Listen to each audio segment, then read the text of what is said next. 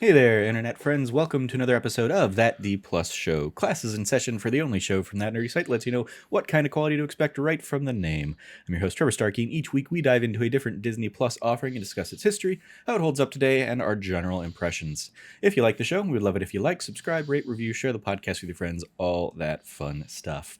Joining me today, we have Cameron Abbott. How you doing, Cam? Hey, what's going on, everybody? What's going on today? We're going to be talking about Star Wars Tales of the Empire, all 6 episodes. That includes The Path of Fear, The Path of Anger, The Path of Hate, Devoted, Realization, and The Way Out. Why do we pick it? Because it was Star Wars Day, and this was the big new Star Wars release this last week. So may the 4th be with you and all of that silly nonsense. And also, I was just fully up in Star Wars mode because I went to Disney for a quick Star Wars After Dark event that they were doing, where I saw, like, insane Admiral Thrawn cosplay. That's awesome. Like, full, like, blue face and red and round contact lenses on at least 2 different people. So, yeah, I was like, good on you. Lots of Balin Skulls and Shin Hatis Nice. rolling around. Like it seemed to be like a father and daughter kind I was about to say, I was like, duos. that's a solid father-daughter cosplay right there. Yeah. And then just a lot of Shin Hatis like without a Balin running around. It seemed to be the nice like emo girl cosplay for this. Although I saw some like Shin and Sabine like duos, and I was like, good on you, ladies. You have fun. Yep. So yeah, lots of fun over in Disneyland for their big Disney After Dark event. Just people going all in on the cosplay, since that's not a normal thing you can do at Disneyland. Some history lesson here. Originally released, as I said, May 4th, 2024. Episodes have a runtime of between 13 and 17 minutes. In the Star Wars animated timeline of things, we had Tales of the Jedi a couple years ago, October 26th, 2022. Then we had The Bad Batch Season 2, January 4th through March 29th, 2023. Star Wars Visions Volume 2 was our May the 4th release last year in 2023. That was also released alongside Young Jedi Adventure Season 1, which ran on and off from May 4th of last year through February 14th of this year. For their first season. We had the Bad Batch Season 3 wrap up this year in between February 21st and May 1st, 2024. And now Tales of the Empire here, May 4th, 2024. And no new animated Star Wars on the horizon, it seems. Not apart from, I have seen there's a Lego Star Wars like Rebuild the Galaxy thing that got its like trailer coming out, but I lump that in with like the Lego animated stuff rather than this bucket. Although it does seem fun. I'd gotten hints of it because I follow enough Lego leakers that were leaking like a Dark Millennium Falcon set and like an X-Wing TIE Fighter kind of set. If you haven't seen the trailer for this, it's like, yeah, it seems to be like their kind of multiverse story of Star Wars stuff, with one of the big like highlights of the 4-part series being a Darth Jar Jar coming out of a Dark Millennium Oh, I Falcon. saw that. Yeah, I saw that on the online. Yeah. I was like, oh, that's fun. I love that they're playing with that. Yep. And I imagine that's going to be like some of those are going to absolutely be Lego sets that they're releasing, given the leaks and stuff. And Darth Jar Jar seems to be on his way in Lego form. So that should be fun. But yes, our roll call here, the director of these, we have 4 different directors across these 6 episodes. Dave Filoni served as the supervising director for all of them. Of course, known from Avatar: The Last Airbender, and then pretty much all of the Star Wars animated stuff, Clone Wars, Rebels, and Bad Batch, as well as the newer stuff like Mandalorian and Ahsoka. He also directed on Star Wars Tales of the Jedi. Nathaniel Villanueva directed the episodes The Path of Fear, The Path of Hate, and The Way Out. He has done 4 episodes of Clone Wars. He did 1 episode of Tales of the Jedi, and he did 17 episodes of The Bad Batch over its run. Stuart Lee directed The Path of Anger and the episode Realization. He directed 15 episodes of Rebels, 19 episodes of Star Wars Resistance, 23 episodes of Clone Wars, and 18 episodes of The Bad Batch. And then Saul Ruiz directed the episode Devoted, having also directed 12 episodes of Star Wars Rebels, 6 episodes of Resistance, 4 episodes of The Clone Wars, 4 episodes of Tales of the Jedi, and 15 episodes of The Bad Batch. Our writers across these episodes, Dave Filoni wrote and kind of provided the story on all of them, having also written on Clone Wars, Rebels, Mandalorian, Tales of the Jedi, and Ahsoka. Amanda Rose Munoz, or she doesn't have the tilde, so I guess it's just Munoz, but maybe that's just a Writers Guild thing. She wrote The Path of Fear, The Path of Anger, and The Path of Hate trilogy, so all of our Morgan Elsbeth episodes. She's also written 8 episodes of The Bad Batch. Matt Michnovitz wrote on Realization and The Way Out. He's also a writer on 24, as well as 11 episodes of Star Wars Rebels. He did 11 episodes of The Clone Wars and wrote on, or like worked on as a story editor on 47 episodes of The Bad Batch. He is also one of the writers of Jedi Fallen Order and Jedi Survivor on the video game side of things. And then Nicholas Anastasio did, apologies if I butchered that name, but they were the writer for Devoted, having also written a short prior to this of In the Spring, but that's really their only other writing credit. Beyond that, they were also an editor on Star Wars Clone Wars and Tales of the Jedi. Our cast of characters here: Meredith Salenger, playing Barriss Offee, reprising the role after originating it back in Clone Wars Season 2, 2009, and she was last seen in Season 5 in 2013. She has a myriad of other credits going back to 1982's Annie, where she played one of the orphan dancer girls. Diana Lee Inosanto is reprising her role as Morgan Elsbeth here, having also played the role in live action, starting in Mandalorian back in 2020, back when we had that like Ahsoka backdoor pilot episode in The Mandalorian. She has other credits going back to Moonlighting back in 1986. Rhea Kihlstedt, or Raya Kihlstedt, I don't know, plays Lynn Rakish, aka the fourth sister. She's been in Deep Impact. She's in Home Alone 3. I don't remember, were you on the Home Alone 3 episode when we did that for D Plus a couple years ago? No, I don't believe I was, but I do know who she is in that movie. She's the female of the hench crew. The robbers. The robbers, yeah. She's the lady robber, which is just funny, given that we've done an episode on Home Alone 3, and here she is all these years later.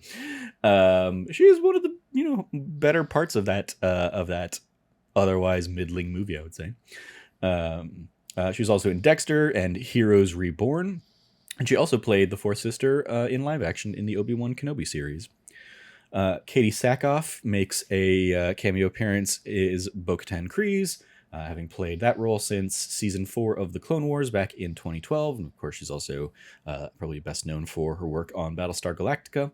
Lars Mikkelsen reprises his role as Admiral Thrawn, which he's been playing since Season 3 of Rebels in 2016. And he's also notably in The Witcher. Matthew Wood reprises his role as General Grievous, shout out Chloe, having played Grievous since Revenge of the Sith back in 2005. D. Bradley Baker plays Clone Troopers, having played them since the Clone Wars in 2008. And Jason Isaacs returns as the Grand Inquisitor, having played the Inquisitor since Rebels Season 1 in 2014. He's also been in The Patriot, the Harry Potter franchise, and last year's Baldur's Gate 3 as a Gortash.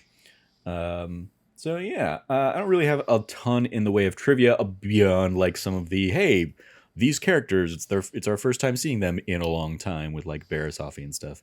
There just hasn't been a ton in the way, like I've not sat down and watched like a Screen Crush like, here's everything that was in the Tales of the Empire episodes to do a trivia, and IMDb just didn't have a ton in there for me, so I don't have much in the way of trivia for this episode. So instead, we'll dive right into what we thought about it. And Cam, you are fresh off watching this. I watched it all before my trip, like Sunday night, I think. So I'm a little rougher probably, right? Like I remember like the big broad story points, but this is all very fresh in your mind because you just finished watching literally just finished these episodes. So what do you think here of our kind of 2 trilogy episodes, 2 central character focuses? The biggest thing I will say about this is that both sides of each of the 3 episodes felt more along the lines of the Ahsoka stuff from Tales of the Jedi versus the Grievous stuff that we all really liked. Not Grievous. Sorry, not Dooku. Dooku. Yeah, versus the Dooku stuff. Yeah, Dooku stuff still to me sits way higher than anything else we've seen from the Tales series. That's weird to say because normally when I say that it's a different franchise entirely. But yeah, in the Tales kind of like storytelling format they've used, these last 3 were way more in the vein of the Ahsoka, in kind of like very much middling to, for the Inquisitor stuff, it was middling to that level of the Ahsoka stuff. I felt for the Elspeth stuff was a bit higher, but that's only because it brought in some like Thrawn stuff. And you got like a bit of that kind of like tease to what got Ahsoka to the planet. I didn't like the ending where she burned down the forest for no reason. That felt weird to me. But I mean, it struck me as she's punishing the people for threatening to kind of rise up against her. So it's a show of force. Let's burn it down. And also, obviously, yeah, it sets up the very devastated force that we get in that Mandalorian episode. Yeah, my thought was like she burnt down the force to prevent Ahsoka from being able to like hide there efficiently.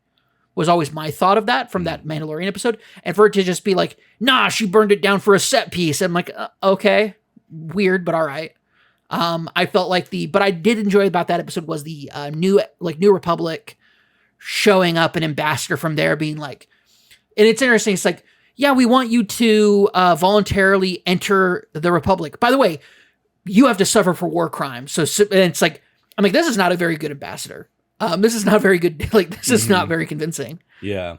She like very naive, super naive, like showing up there and thinking that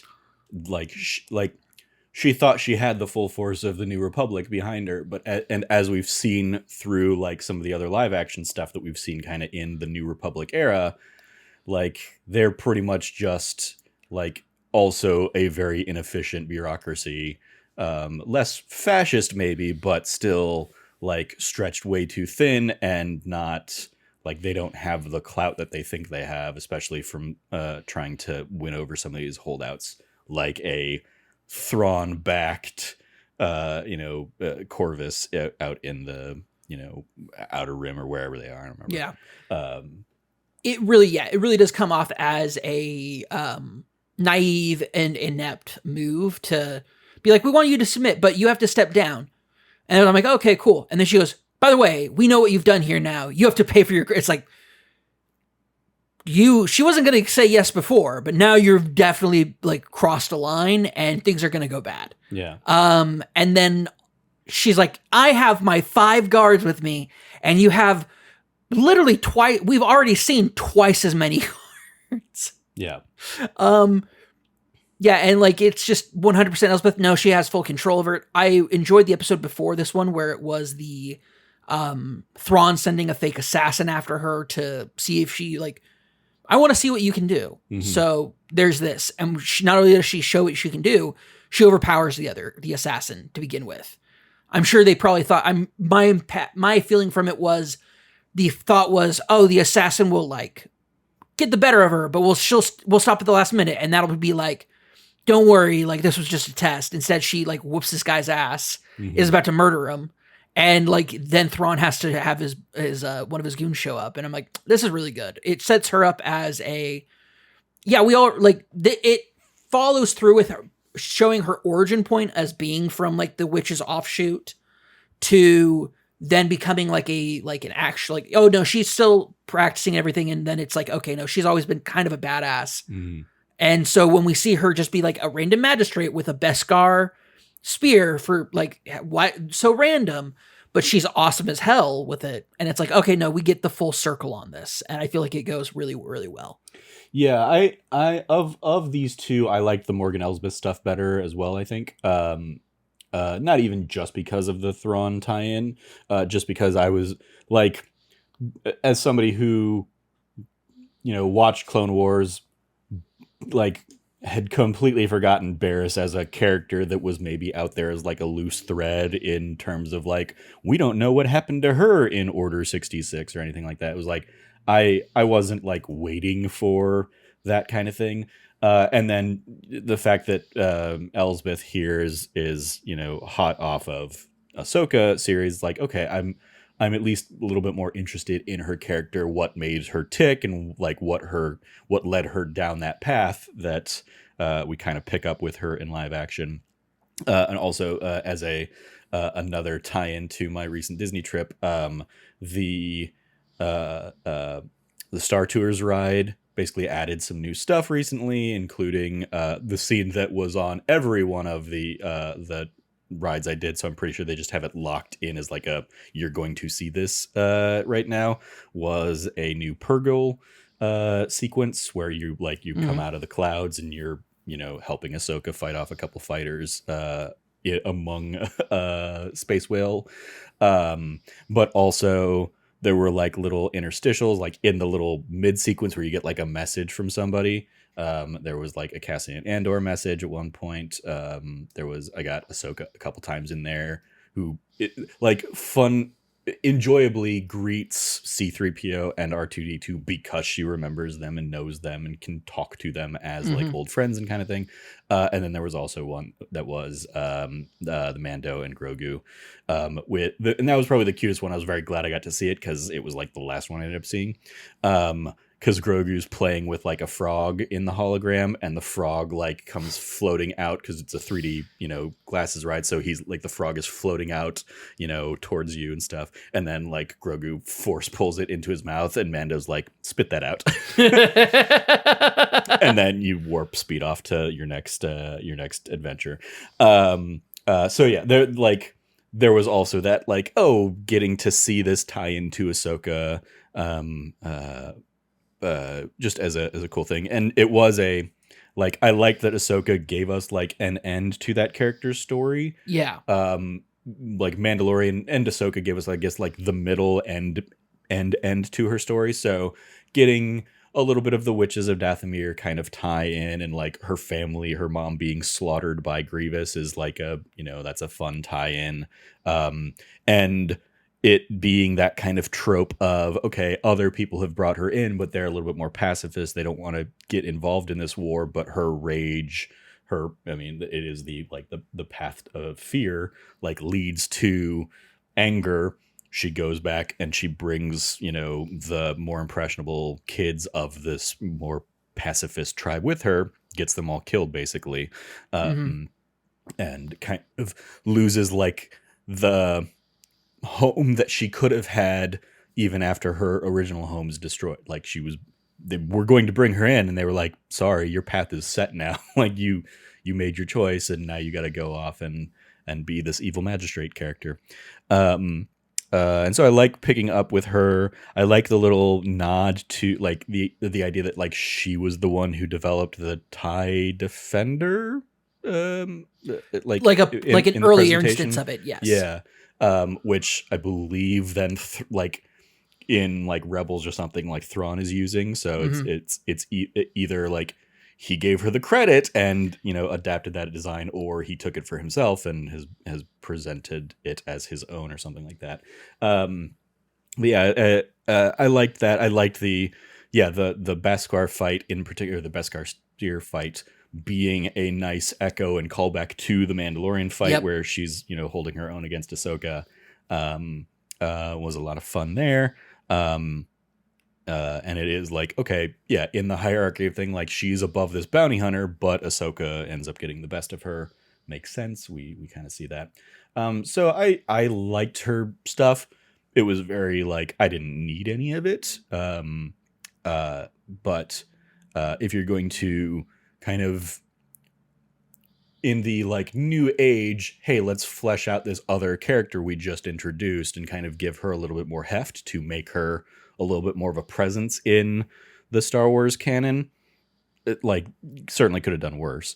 I did not catch the until I was like doing the credits, that the person at the end of the distress call that the New Republic ambassador releases. I didn't catch that was Bo-Katan until I was like, where the hell was Bo-Katan in this episode? Yep.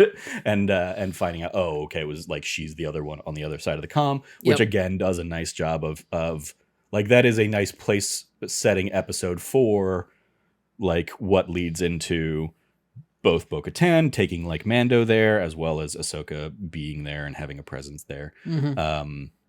And yeah, like the devastated forest that we end up seeing, and we get those cool lightsaber shots in the Mandalorian episode where we get the Ahsoka reveal. So yeah, I enjoyed all that. And then we do hop into the Barriss Offee one where, yeah, I was like, I didn't really care about much or of anything of this. I guess I liked of the three, I probably like the first episode the best, where like she's brought in. Part of it was probably I didn't remember where the character had been left off. I remember that she had like a life sentence. I remember. Yeah, that. Effectively, she like framed for what was going on. Like there was she tried to frame Ahsoka for the bombing at the Jedi Temple. Yeah, okay. And eventually she had to fess up to it. But that was also like the fact that the Jedi were like ready to like throw Ahsoka to prison, and like that's right. Yeah. So she was the one who actually did the attack on the temple and tried to pass off Ahsoka as it, and that was what led Ahsoka to leaving the Order. Yeah. And Barriss Offee was the one who was basically in prison, and disowned from the Jedi Order. So she avoids the purge of Order 66 there. So I liked that episode. I guess I liked the episode, her first episode, because we get to see like, oh, the Fortress Inquisitorius being built, and we get to see them recruiting and acquiring the brothers and sisters of the Inquisitor. We get to see the like, all right, you're gonna fight to the death for this, and I liked that. It could have very easily been the more tropey aspect of like, okay, she embraces, what she's hearing from the Inquisitor and like chooses to fight. And the fact that it was the meeker guy that's like, this is the only option we have. And they get much more like violent about it. And she basically just kills him in self-defense and is the last one standing. I liked that, I guess, more as a character choice. Which then at least ties into the arc that we see for her the next couple episodes of like, she's clearly doing some bad stuff and is maybe like just naively blind to how far gone some of the other Inquisitors and stuff are. Yeah, I think for her, she sees the Inquisitorius as a like she takes them at face value. She takes them at the idea of we are going to be better than the Jedi. And given where she's coming from, she's preconditioned to buy into their stuff. Absolutely. Because she already thought the Jedi Order was corrupt and on the outs. Well, so her like, and that's kind of the thing about the Inquisitorius. I was like, I'm curious about this, so I like Googled some of the other Inquisitors, and it's like, a lot of the Inquisitors are recruited from people who, through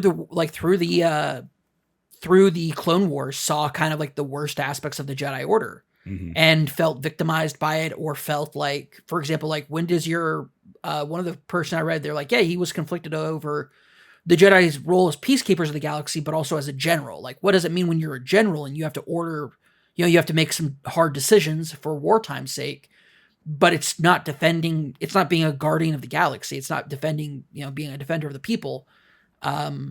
So it brings up some interesting points. And so I'm like, like the Inquisitorius is really a good response to. It's not just to have things go after our heroes. It's a recognizable way to bring Force users under the guidance of the Emperor and keeping them rather, and instead of like installing like an order where you have like, masters and apprentices, is like, no, you are all brothers and sisters under Vader, under the Grand Inquisitorius, and then under the Emperor. Like there's a strict chain of command. There's not a lot of like, there's no council. There's no like, you see the people who are like the Jedi Council was weak, or the Jedi, like whatever your questions or problems with the Jedi were, you see that being answered by the Inquisitorius. It just also happens to be part of a fascist dictatorship. So, yeah, I think I ended up being more interested in / surprised by the like redemption they try and give the fourth sister. In the like, I mean, she does the absurd thing of surviving a crazy fall, which seems to just like be adding more fuel to the fire of like, all right, we're gonna get another Tales of the Jedi, and it's gonna be a Mace Windu led thing, and he's just in the depths of Coruscant or something like that, having survived being shuttled out of a window by Palpatine all those years ago. Yep. But like she returns and has her confrontation with Barriss, but is like so focused on I need to go kill that kid that like she's like, I don't even have time to try and fight you on like, or she fights a little bit and Barriss just does that like, I'm just gonna dodge you kind of like, go basically Luke Skywalker Last Jedi in that,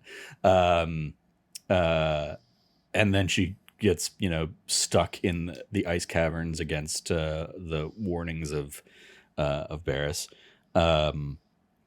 and then like immediately regrets the fact that she stabs her, and it's like, well, your plan was to go back and kill her after you killed the kid anyway, so I don't know why you're suddenly like remorseful and you're going to like carry this body out now, apart from like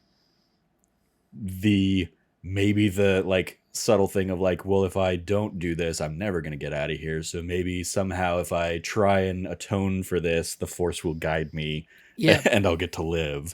I guess maybe. I did a little bit of digging kind of in terms of like what happens to her kind of after this. And there's a little bit of interesting stuff there in that,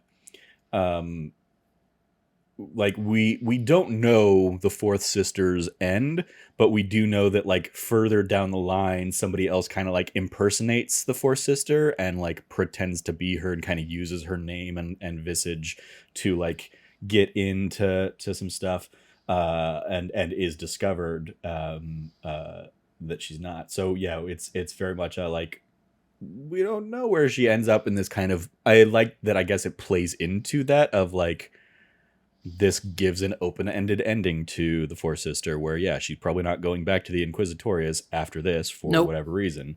But that there's like stuff in the comics out there where it was like, hey, it was already known that the Fourth Sister was at least not who she seemed to be in, other versions of the character. So I was like, oh, that's an interesting little bit. And yeah, on Wikipedia, it's the fate of the Fourth Sister was ultimately unknown, but at some point following a mission to the Outer Rim by members of the Rebel Alliance, the Fourth Sister lost her armor to a Rebel Alliance commander, Lena Graff, who then kind of pretends to be her and stuff. So, well, there you go. Okay.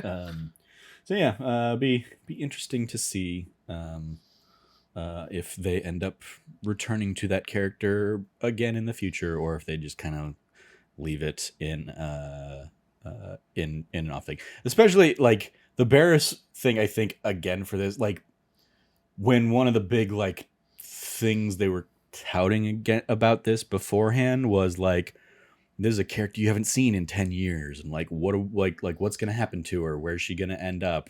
It felt like a very lackluster, like I felt like she didn't really have a good arc over her 3 episodes. It was, I'm conflicted. I'm at peace because I've been doing this for a while, and I've been in hiding for a while. Yeah. And yeah, it just didn't really do much for me. So I think, yeah, it very much falls in that, like, Ahsoka, I didn't need this from Tales of the Jedi kind of stuff. Yeah. It would have been nice to get more in more of a Count Dooku-esque kind of thing here. Honestly, this is kind of my thing, is that we are dealing with and the thing, also, Ahsoka's not a B-level character, but her plot line in Tales from the Jedi was a B-level plot. I mean, like, part of it is like, oh, we just got to see baby Ahsoka Yeah. For an episode. It's like, well, that doesn't, like, and we've spent, I think the problem with Ahsoka for me was we already know so much of Ahsoka's journey.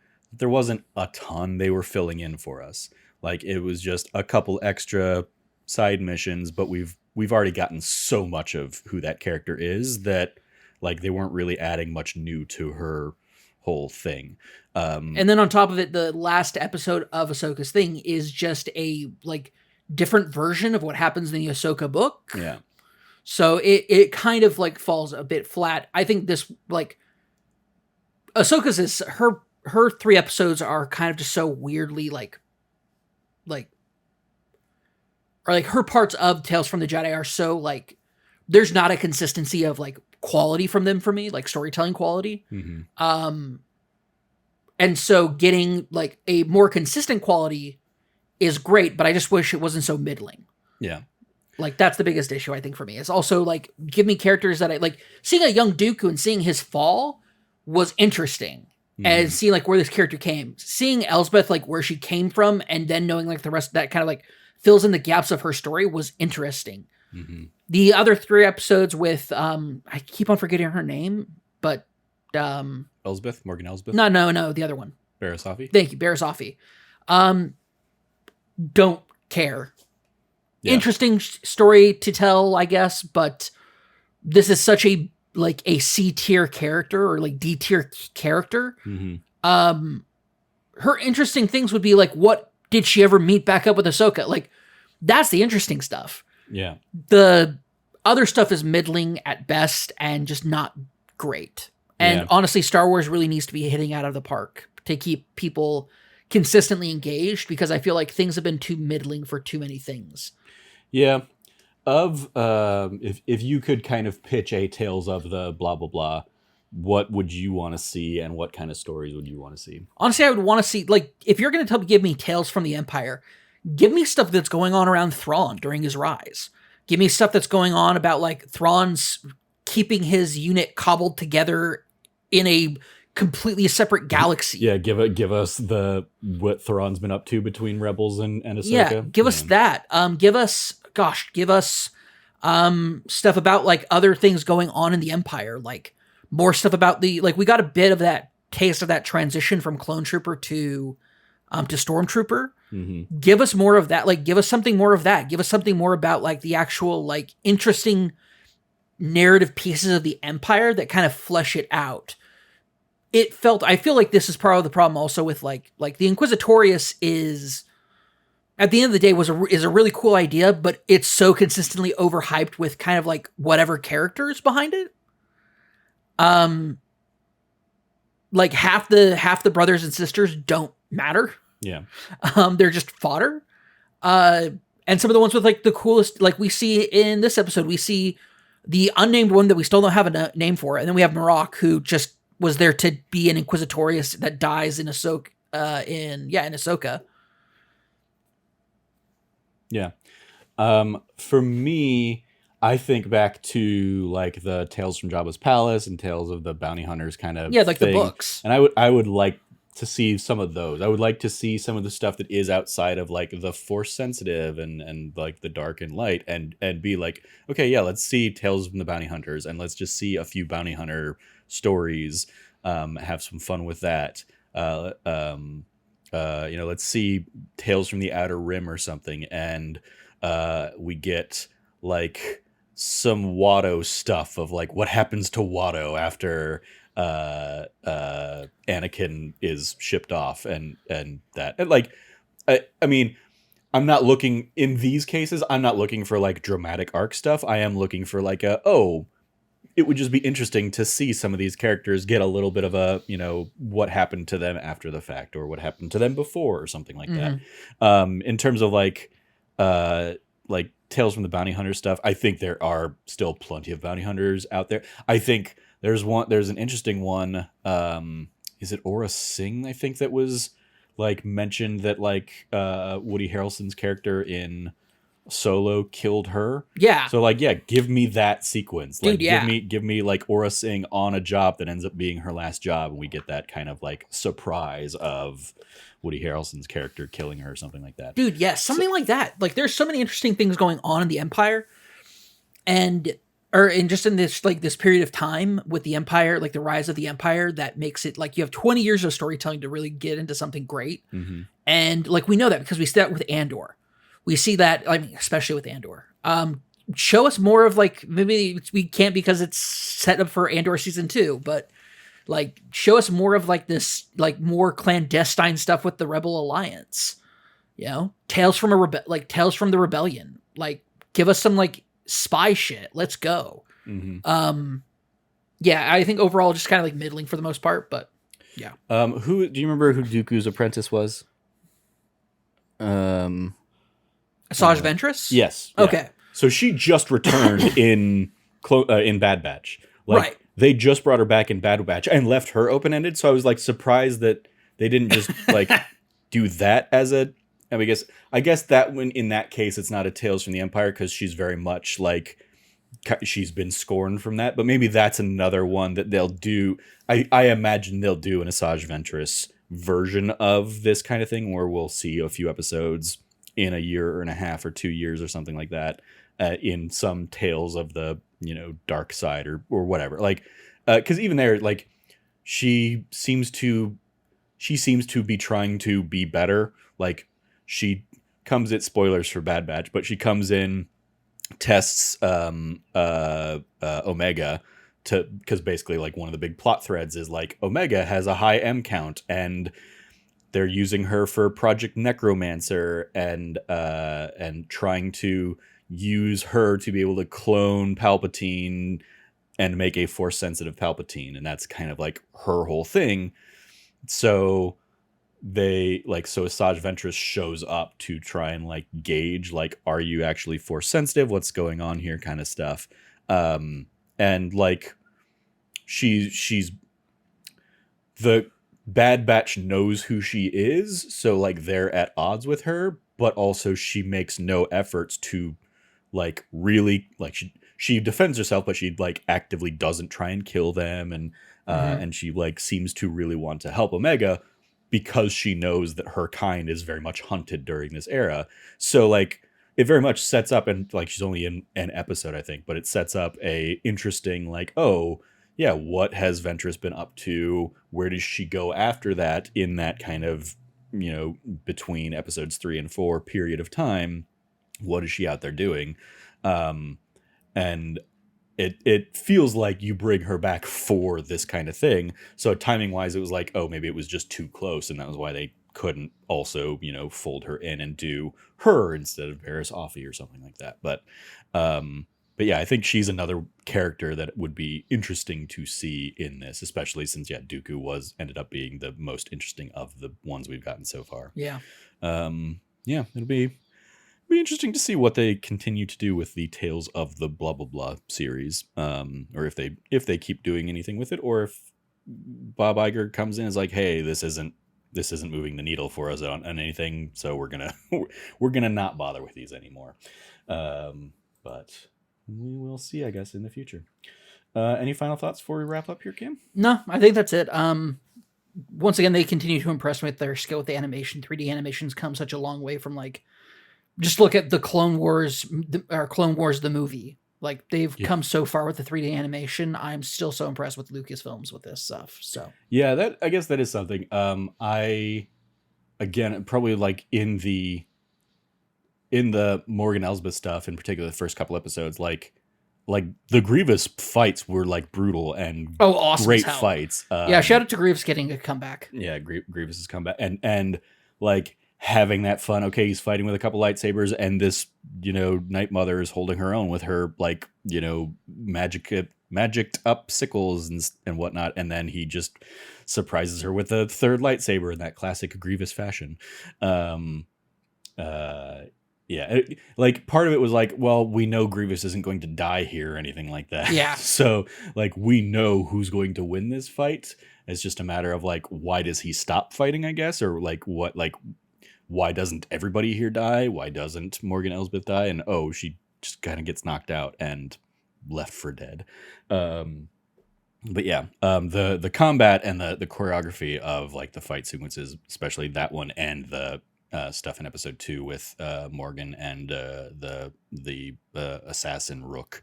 It was a lot of fun there. So shout outs to that. All right. Then let's go ahead and grade these episodes or this series from A+ to F. What do you want to give Tales of the Empire here, Cameron? C+. C+. Yeah, I feel like it borders on B at times, but on a B- at times. But honestly, it never really rises into that B level. So, yeah, I'd call it a strong C+ for sure, though. Yeah, I'll give it a B for me. I think, largely from the Morgan stuff. I'd say of the rankings, it's like Dooku, then Morgan, then maybe Barriss, and then Ahsoka. Like Ahsoka, I just didn't need any of that, and like it didn't really add anything to Ahsoka's character. I thought at least Barriss has some like interesting like quandaries out there in the like what made you into an Inquisitor kind of thing or something. Yeah. But yeah, largely on the strength of the Morgan stuff, I'll give it a B. I think there's some like B+ to A- Morgan stuff in here, brought down by some lesser Barriss stuff. But still, yeah, to the fact, I mean, like, none of it really overstays its welcome. It's all short and like easy to get through. It's, an hour and a half to watch all of these. And so, yeah, there. Then let's dive into extra credit. Other suggestions if you like this. Disney Plus is gonna throw your way Tales of the Jedi, unsurprisingly, Ahsoka, The Mandalorian, Obi-Wan Kenobi, Star Wars: The Clone Wars, the series, and then Attack of the Clones and Revenge of the Sith, and Star Wars Rebels. Extracurriculars, you watching anything else on Disney Plus these days? X-Men 97. I have the latest episode I still need to catch up on, but I've been watching that. So I watched that. Did I watch that last night, or did I watch it after I got off work today? After I got off work today. Yeah. So I'm caught up on X-Men 97. We have that's gonna wrap up next week. We have Doctor Who debuting tonight/tomorrow on Disney Plus, which is that's an interesting new era of Doctor Who. Shout out also, I got to take a picture in front of a TARDIS that was downtown awesome. Disney, because they popped, like, that was a surprise. Like I was scrolling through Instagram on Tuesday morning, and it's like, the Doctor is here now between May 12th, come. And like, so I was in the park already. I was like, all right, well, I'm going to hop on the monorail, go out and like walk downtown Disney to find where this is. And it ended up being like, basically like near the front gates. And nobody around, no Doctor Who fans like waiting to take pictures. It was basically like one Disney security guy there, like to make sure people weren't going to like vandalize the thing, I guess. But yeah, I was just kind of walked up. I was like, all right, cool. I'm going to take a picture in front of the TARDIS here. Woohoo! So yeah, we have Doctor Who and we have X-Men 97 wrapping up. Speaking of that, next week's episode, I believe we're probably going to aim on doing kind of an X-Men 97 wrap up for the full season.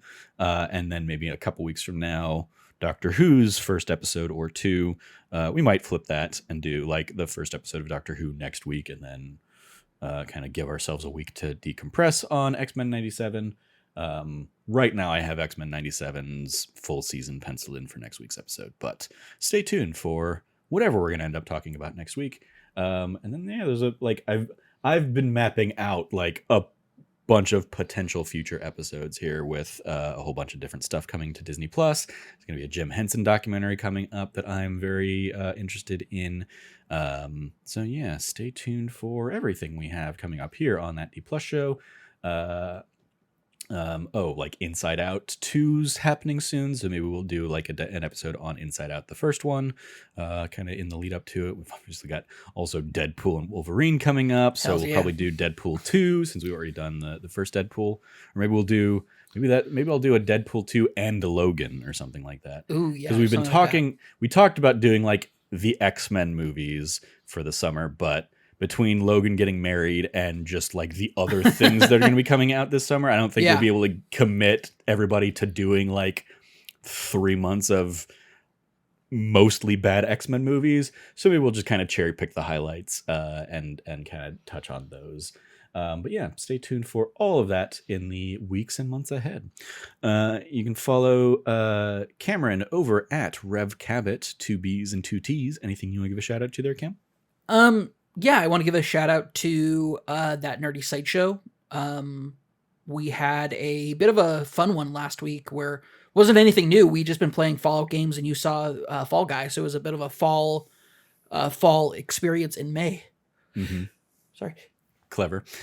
Yeah. Sorry. Indeed. Yes. The Fall Guy, Fallout New Vegas, and Fallout 4 were the topics of this last week's show. So yeah, definitely check that out. You follow me at Trevor J. Starkey. We're still kind of on hiatus from any Let's Play stuff, but we have a huge back catalog if you want to go back and check out any of those other things. I'm tempted to maybe sit down with Hades 2 and see like what the early access of that is, but we'll see if I end up pulling the trigger on that. You can follow me at Trevor J. Starkey. You can follow all of us over at That Nerdy Site. If you liked what you heard, once again, please remember to like, rate, review, subscribe, share the podcast with your friends, all that fun stuff. Thank you for joining us. As always, stay nerdy, be good to each other. Class dismissed, and may the force be with you. And also with you.